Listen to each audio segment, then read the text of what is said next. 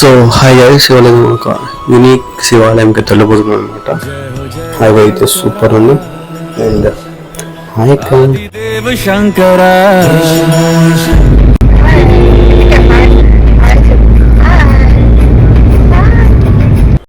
So మనం ఈ శివాలయం వెళ్ళినప్పుడు ఊర్లోకి ఎంటర్ అవుతున్నా కానీ మనకి గుడి పేరుతో ఒక ఆచరిత ఉంటుంది అనమాట.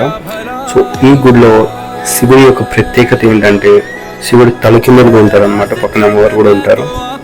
సో గుడి బయట కోనేరులో మనం కాళ్ళు అయితే కడుక్కుని లోపలికి అయితే వెళ్ళాలన్నమాట. సరే పదం లోపలికి అయితే వెళ్దాం మనం.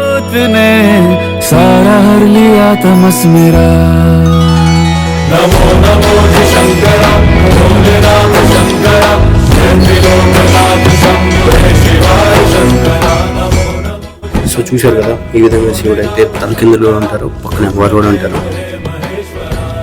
బాయ్.